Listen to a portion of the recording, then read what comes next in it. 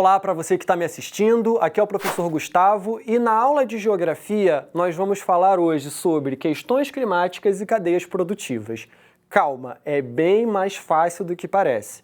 Na verdade eu estou falando de uma coisa que faz parte do nosso dia a dia. Nós estamos cercados de cadeias produtivas.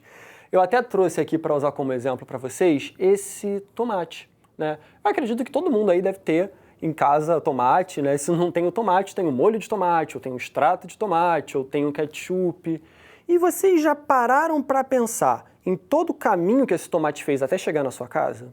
Pararam para pensar em quem comprou as sementes, quem comprou as máquinas, quem trabalhou, o caminhoneiro que levou até o Ceasa, depois do Ceasa até a feira, da feira até a sua casa? Pois é. Todo esse processo é o que a gente chama de cadeia produtiva e é o que a gente vai ver na nossa aula de hoje. Bom, no nosso estado, o Rio de Janeiro, nós temos 3 grandes produtores de tomate, que são Sumidouro, na região serrana, Pati do Alferes, no centro-sul fluminense e São José de Ubá, no noroeste fluminense. Eu trouxe um mapa para mostrar para vocês que eu vou pedir para projetar agora. Então a gente tem em rosinha lá em cima, São José de Ubá, no noroeste fluminense, que tem uma mãozinha apontando. Sumidouro está na parte azul, tem outra mãozinha apontando. E a gente tem Pati do Alferes nessa parte laranja, no centro-sul fluminense, com outra mãozinha apontando. Então olha a viagem que o tomate faz até chegar aqui no município do Rio de Janeiro, onde eu estou agora, que está essa setinha vermelha. Então volta para mim que eu vou contar uma curiosidade para vocês. Desses três municípios que são grandes produtores de tomate, Pati do Alferes é o que mais produz.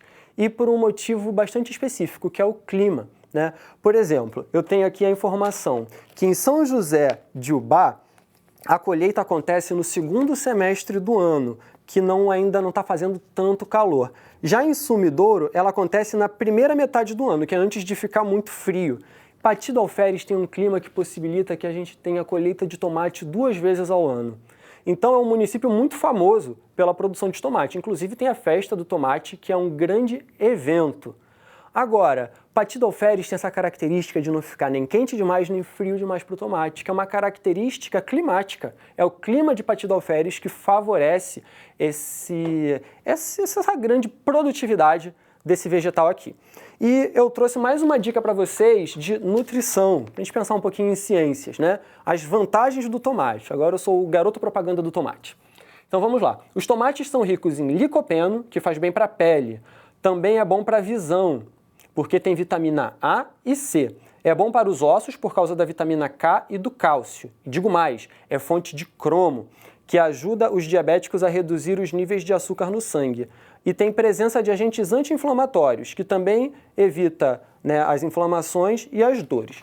Agora, uma dica para quem consome tomate é lavar bem lavadinho, se possível também descascar, porque muito agrotóxico. Agrotóxicos são venenos utilizados para evitar a perda de tomate durante o plantio até a colheita. Então, muito cuidado, agrotóxico é veneno. Agora, eu vou mostrar para vocês aqui, eu tenho aí um mapa onde eu mostro um pouco do caminho desse tomate. Estou considerando que ele veio de Pati do Alferes. Então a gente tem aí uma imagem mostrando que se ele veio de caminhão, ele levou mais ou menos 1h48 até o Ceasa, aqui no Rio de Janeiro, né? Que é uma média de 104 quilômetros. É uma bela de uma viagem.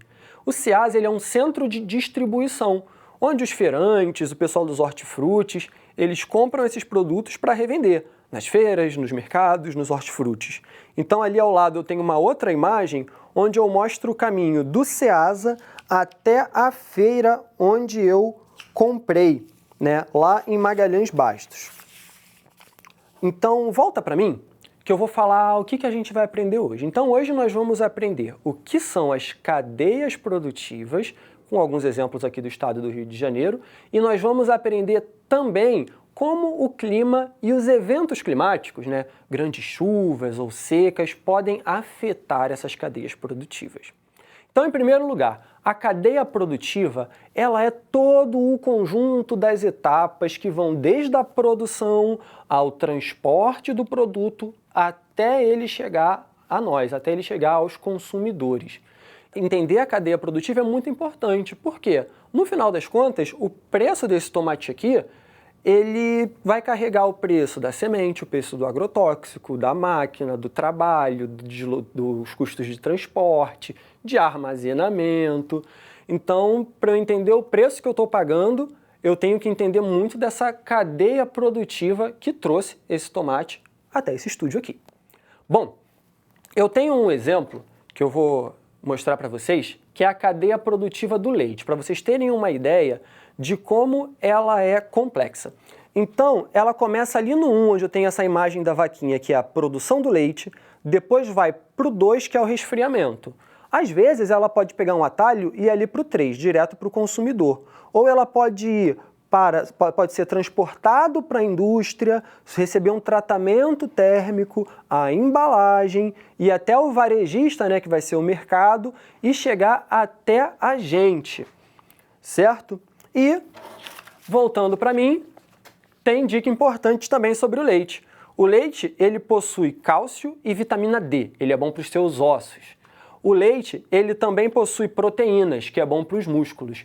E o leite também ajuda no bom funcionamento da flora intestinal, né? Que é bom para a gente evitar doenças, para ir no banheiro direitinho e tudo mais. Nós podemos ver nesse gráfico a distribuição da produção de leite pelo estado do Rio de Janeiro. Ali em azulzinho eu tenho a região sul do estado do Rio de Janeiro, que produz 34% do leite aqui do nosso estado. Ou seja, a cada 100 litros, 34 são produzidos lá, 34%. Ali em vermelho, eu tenho o Noroeste Fluminense, responsável por 25 litros de cada 100 litros produzidos aqui. Em verde, com 20% da produção de leite, a região Norte Fluminense, né? Ali eu tenho 6% em roxinho e a região serrana respondendo por 15% de toda a produção de leite. Agora, voltando para mim, eu vou mostrar para vocês 3 mapas. Um com a distribuição da produção agrícola dentro do nosso estado, depois um com a produção pecuária e outro juntando vários setores, inclusive o setor industrial. Vamos lá, junto comigo? Então eu vou pedir para mostrar o primeiro mapa, que eu tenho as principais atividades agrícolas do Rio de Janeiro aí distribuídas, né? Então, agricultura, aquilo que vem da terra. Então eu tenho aí exemplos como a floricultura, silvicultura, o café, palmito, por aí vai. Mostrando o próximo slide, eu tenho as atividades de pecuária, né, como a pesca artesanal, que a gente tem aqui na cidade do Rio de Janeiro, a avicultura de postura, que são as aves que colocam ovo, a avicultura de corte, que é a carne de aves, né, como o frango, por exemplo, e por aí vai. Em seguida, eu tenho a distribuição das atividades econômicas aqui no Rio de Janeiro, né, também por região. A região metropolitana, onde fica o município do Rio de Janeiro, por exemplo, ela vai ter indústria naval, indústria de cosméticos, confecção, calçados, acessórios, por aí vai. Isso é muito importante para a gente entender. Agora volta para mim que eu tenho uma informação bacana para vocês, né, que é sobre a Lei 11.947. Essa lei ela vai dizer que 30% da verba de merenda lá da escola ela tem que ser usada para comprar produtos dos produtores familiares. E por que a gente tem essa lei para apoiar esses produtores? Porque eles geralmente são produtores que têm menos terra e menos grana para investir. Porque um outro tipo de produtor é o grande produtor, né? Ou as empresas agrícolas, que são empresas que têm muita grana para investir. Então tem muita terra, muito maquinário, muito agrotóxico, por aí vai. E esses pequenos produtores, os produtores familiares, eles precisam de ajuda. Por quê?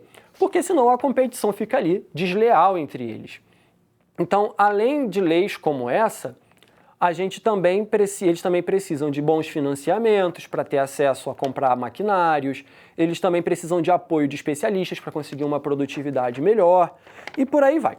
Agora a gente vai falar um pouquinho sobre os climas, né? Como os climas eles podem interferir nessas cadeias produtivas.